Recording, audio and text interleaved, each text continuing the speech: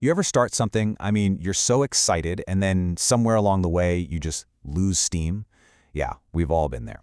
In this explainer, we're going to dive into the power of persistence, that one skill you absolutely need to cross the finish line on any big goal, whether it's a degree or, a personal project. Let's break down how you can actually finish what you start. So, let's just get right to it. What does it really take? It's easy to start something with that big burst of energy, right? But what's going to carry you through when things get tough or even just kind of boring in the middle? We're going to look at this whole thing like a journey and figure out what actually keeps you putting one foot in front of the other. So what even is persistence? Well, at its core, it's just this: staying on the path. That's it. It's not about being perfect. It's about the simple but super powerful act of just continuing to try until you get where you're going. We've kind of broken this down into 3 key principles that'll show you exactly how to do that. Okay, first up, we've got a principle that's going to completely reframe a word that, let's be honest, kind of scares most of us: failure. See, the key to persistence isn't trying to avoid failure, because that's impossible. It's all about learning how to learn from it. Think of it like this. Failure isn't some bug in your personal system. It's a built-in feature of any journey that actually means something. Everybody hits these walls. The only thing that really separates people is what they decide to do after they hit one. Let's look at the number 1. Just 1. This is how many paintings the legendary artist Vincent van Gogh sold during his entire life. 1. By any normal standard, his career was a complete and total failure. And yet, he created over 800 works of art. Can you believe that? He just refused to let what other people thought define his worth. Van Gogh kept going because he knew a really deep truth. The work itself was the point, not just selling it at the end. And this really all boils down to your mindset.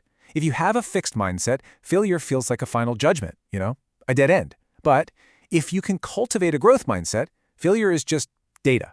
It's a lesson. It's the feedback you need to tweak your approach and keep going. There's this really powerful idea from Elder Joseph B. Wordlin that puts it perfectly. The only real failure happens when you give up and stop trying. In other words, as long as you're still in the game, you literally haven't lost. So, if you're going to learn from your failures, you need some fuel to keep you moving forward, right? Well, our second principle is all about finding that fuel through what we'll call faith, which is really a deep trust that keeps you going, even when you can't see the road ahead. And hey, this isn't just a religious thing. When we're talking about any journey, like getting your degree, faith is that underlying belief that all your hard work, all those late nights studying, that it's all going to add up to something. It's about trusting the process, trusting your support system, and ultimately, trusting yourself. So what does this kind of faith look like day to day? Well, it's trusting that your friends and family have got your back. It's believing that you can actually manage all the stuff you're juggling: work, home, school. And it's having the confidence to just ask for help when you get stuck. That kind of trust is like the perfect antidote to all that anxiety that can so easily knock you off the path. And that leads us to our third and final principle, which honestly might just be the most powerful one of all.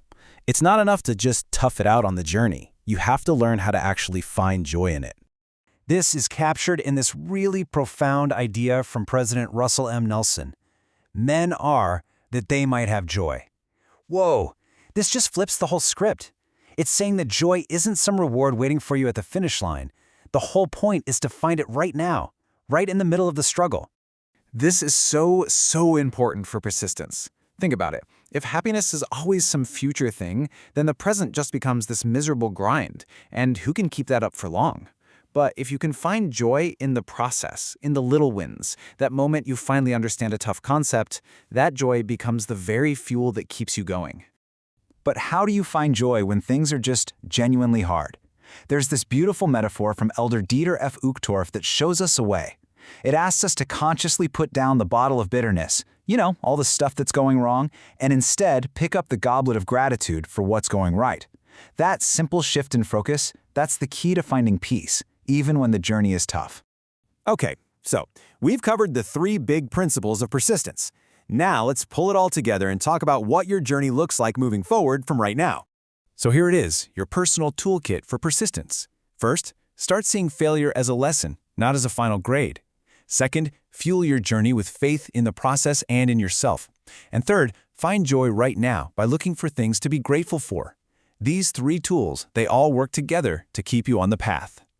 So, as we wrap this up, I want to leave you with this one last thought. We often think persistence is about, just grinding through the pain to get the prize at the end. But what if that's all wrong? What if the real secret is learning to love the journey so much that the finish line isn't even the main point anymore? So ask yourself, what is one step you can take on your journey today? Not just to move forward, but to actually find a little bit of joy in the moving itself.